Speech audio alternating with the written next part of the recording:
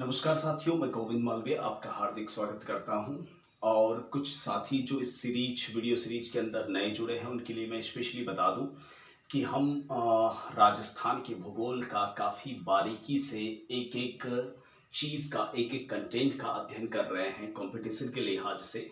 और इसके अंतर्गत हमने राजस्थान के भूगोल के प्रथम परिचय से लगाकर उसके बाद में भौतिक प्रदेशों के बारे में चर्चा की थी। और वो चर्चाएं बढ़ती बढ़ती हमारी अभी आ पहुंची हैं राजस्थान में वन्य जीव अभयारण्यों की तरफ।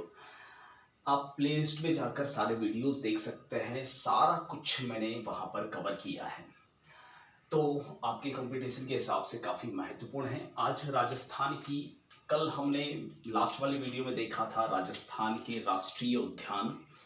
आज हम राजस्थान की कुछ बाघ परियोजनाओं के बारे में जिक्र करेंगे।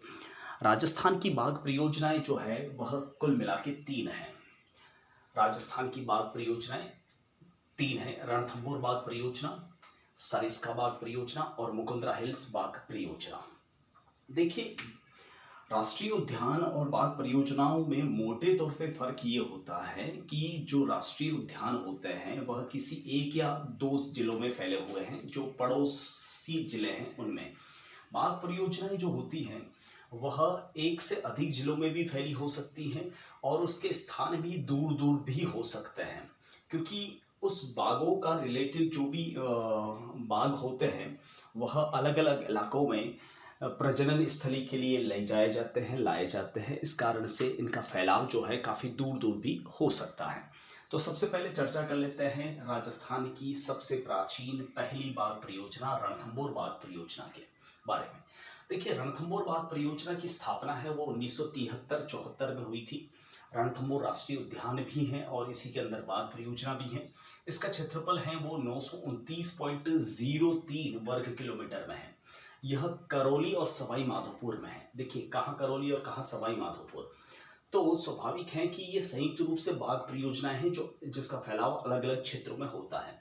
यह राज्य की सबसे बड़ी बाघ परियोजना है और राज्य की सबसे पहली बाघ परियोजना भी है। ठीक है, इसका जो क्षेत्र है वह रणथंभौर में है, सवाई मानसिंह क्षेत्र में है और केला देवी वन क्षेत्र में है इसका फैलाव। ठीक है, यह अरावली और विंध्याचल पर्वतों के मध्य फैली हुई बाघ परियोजना है। एक तरफ इसके अरावली पड़ता है और दूसरी तरफ एक महत्वपूर्ण पर्वत विंध्याचल अवस्थित है। रणथंभौर गलियारा जो है रणथंभौर से गोना मध्य प्रदेश में है, वहां तक है। इस रणथंभौर अभयारण्य के अंदर टाइगर सफारी भी चलती है और टाइगर सफारी को देखने के लिए कुछ सेलिब्रिटीज भी आए थे, जैसे कि ब्रिटिश महारानी एलिजाबेथ और अमेरिकी राष्ट्रपति बिल क्लिंटन और उनका परिवार भी इसको देखने के लिए आया था।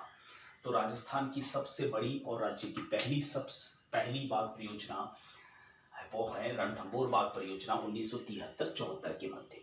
दूसरी बाघ परियोजना है सरिस्का बाघ परियोजना, जो 1978-79 के मध्य इसको स्थापित किया गया था। इसका क्षेत्रफल है कुल मिलाकर 457.57 वर्ग किलोमीटर। सरिस्का और जम्वा रामगढ़ जयपुर की एक तहसील है। सरिस्का और जम्वा रामगढ़ दोनों में फैली हुई है, अर्थात अलवर और जयपुर जिले में। यह राजस्थान की दूसरी और सबसे छोटी बाघ परियोजना है। वैसे राजस्थान में 3 बाघ परियोजनाएं हैं। सबसे बड़ी बाघ परियोजना रणथंभौर वाली और सबसे छोटी है सरिस्का बाघ परियोजना। सवाल इसी तरह से पूछे जाते हैं। नेक्स्ट बात करूं, तीसरी बाघ परियोजना वो है मुकुंदरा हिल्स बाघ परियोजना, जिसकी स्थापना 2013 में 11 अप्रैल को की गई थी। ये राज्य की सबसे नवीनतम बाघ परियोजना है। इसका कुल क्षेत्रफल है 759 वर्ग किलोमीटर। ये वैसे कोटा, झालावाड़, चित्तौड़गढ़ एवं बूंदी जिलों में फैली हुई है। ये राज्य की सबसे नवीनतम, राज्य की दूसरी सबसे बड़ी और सर्वाधिक जिलों में फैली हुई बाघ परियोजना है। इसके अंतर्गत मुकुंदरा हिल्स आता है, दर्रा अभयारण्य आता है, जवाहर सागर आता है और चंबल अभयारण्य भी आता है। ठीक है, तो राजस्थान की सबसे बड़ी बाघ परियोजना पहले नंबर पर रणथंभौर, दूसरे नंबर पर मुकुंदरा हिल्स और तीसरे नंबर पर है सबसे छोटी सरिस्का बाघ परियोजना। ठीक है, अब बात करते हैं राजस्थान के कुछ वन्य जीव अन्य अभयारण्यों के बारे में। तो राजस्थान में सबसे अगर बड़े राष्ट्रीय उद्यान की बात करूं तो सबसे पहला जो अभ्यारण्य है वो सबसे बड़ा अभ्यारण्य है वो है राष्ट्रीय मरु उद्यान। ठीक है, दूसरे नंबर पे आता है केला देवी अभ्यारण्य और तीसरे नंबर पर क्षेत्रफल के हिसाब से सबसे बड़े में आता है कुंभलगढ़। और सबसे छोटे की बात करें तो सरिस्का और उसके बाद में सज्जनगढ़ और उसके बाद में ताल छापर का नंबर आता है। तो सबसे पहले शुरुआत कर लेते हैं सबसे छोटों से। तो सबसे छोटा अभ्यारण्य है सरिस्का जिसकी स्थापना 2012 में की गई थी। यह अलवर जिले में है। इसका क्षेत्रफल है वह 3.01 वर्ग किलोमीटर में ही है, अर्थात क्षेत्रफल के आधार पर राजस्थान का सबसे छोटा अभ्यारण्य है जो 2012 में घोषित हुआ था, जिसका नाम है सरिस्का। देखिए 2012 से पहले सबसे छोटा सज्जनगढ़ कहलाता था, स्वाभाविक है।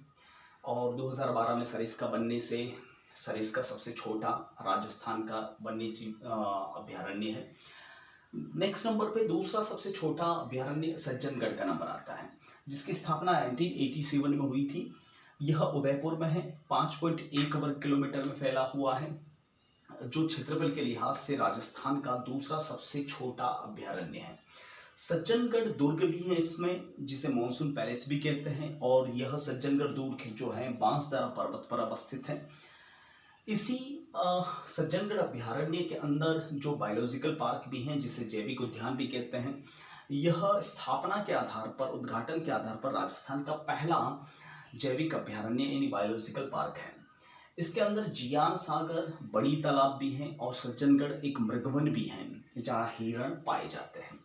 नेक्स्ट अगर तीसरे सबसे छोटे अभ्यारण्य की अगर मैं बात करूँ तो तीसरा सबसे छोटा अभ्यारण्य है ताल छापर, जिसकी स्थापना 1971 में की गई थी। यह चूरू में है। क्षेत्रफल के हिसाब से इसका जो कुल क्षेत्रफल है वो 7.19 वर्ग किलोमीटर है, अर्थात राजस्थान राज्य का तीसरा सबसे छोटा अभ्यारण्य है। सबसे छोटा अभ्यारण्य सरिस्का उससे बड़ा सज्जनगढ़ और उससे बड़ा जो है ताल छापर। ये क्रम याद रखना, सबसे छोटा सरिस्का, उससे थोड़ा बड़ा सज्जनगढ़ और उससे थोड़ा बड़ा जो है ताल छापर है। चूरू में है। 1971 में इसकी स्थापना हुई थी। इसका क्षेत्रफल 7.19 वर्ग किलोमीटर में है। राज्य का तीसरा सबसे छोटा यह अभ्यारण्य है। देखिए यहाँ पर स्पेशली काले हिरण पाए जाते हैं, जिन्हें हम कृष्ण मृग भी कहते हैं। यह बहुत प्रसिद्ध है इस अभ्यारण्य के लिए। और कृष्ण मृग से आपको कुछ याद आया होगा, सलमान खान वाला मैटर। खैर वो हमारा चर्चा का विषय नहीं है, लेकिन यहाँ कृष्ण मृग पाए जाते हैं। यहाँ ऊर्जा पक्षी भी आते हैं। ठीक है। और कुछ किंवदंतियों के अनुसार कहा जाता है कि इसी ताल छापर में खारे पानी की झील है ताल छापर। उसी के पड़ोस में पांडवों के गुरु ऋषि द्रोणाचार्य का आश्रम भी कहते हैं कि इसी ताल छापर चूरू के अंदर मौजूद था। अब सबसे बड़े अभ्यारण्य की बात करूँ तो राष्ट्रीय मरु उद्यान राजस्थान का सबसे बड़ा अभ्यारण्य है, जिसकी स्थापना 1981 में की गई थी। 1981 में यह जैसलमेर और बाड़मेर में फैला हुआ है। यह राज्य का सबसे बड़ा अभ्यारण्य है, जिसका क्षेत्रफल है 3162 वर्ग किलोमीटर में। और यह देखिए इसके आगे राष्ट्रीय लिखा हुआ है, लेकिन इसको राष्ट्रीय उद्यान मत समझिए, ये राज्य उद्यान है, राष्ट्रीय उद्यान नहीं है यह। इसका सर्वाधिक क्षेत्रफल है राजस्थान में, और इसमें भी सबसे ज़्यादा क्षेत्रफल जैसलमेर में है, जो 1962 वर्ग किलोमीटर में है। ठीक है। इस अभ्यारण्य के अंदर एक महत्वपूर्ण चीज़ लाठी सीरीज, मैंने पहले वीडियो में भी डिस्कस किया था पूरी अच्छी तरह से। लाठी सीरीज भी है, लाठी रेंज भी है, जिसके अंदर पोखरण परमाणु विस्फोट हुए थे, आपको पता होगा, वहीं पे टेस्टिंग हुई थी। इसमें सेवण घास भी पाई जाती है, और इसी सेवण घास के अंदर जो राजस्थान का जो राज्य पक्षी हैं गोड़ावन चुगल चिड़िया, वह अंडे देती हैं। अर्थात मतलब यह सेवण घास जो है वह गोड़ावन पक्षी की प्रजनन स्थली है, और राष्ट्रीय मरु उद्यान जो है गोड़ावन पक्षी की जो है शरण स्थली कहलाती है। इसमें मरु बिल्ली भी पाई जाती है, पीवड़ा सांप भी पाया जाता है। पीवड़ा आपने सुना ही होगा और मैं पहले भी बता चुका हूँ, ये एक ऐसा सांप है जो रात को पावड़ों की अच्छी खासी खातिरदारी कर लेता है, सोते समय पावड़ों को मार देता है। मतलब मेरे कहने का तात्पर्य ये है कि ये पीवड़ा सांप ऐसा है जो सोते हुए व्यक्ति के अंदर उसकी श्वास में जहर भर लेता है। ये रेगिस्तानी सांप है, बहुत ही खतरनाक सांप है, और रेत में ऐसा छिप जाता है, दिखाई नहीं पड़ता रेत में, रेत के जैसा ही इसका कलर होता है। चलिए आज के वीडियो में दोस्तों इतना ही, मिलता हूँ आपको अगले वीडियो में, तब तक के लिए जय Hind, Vande Mataram, thank you, bye.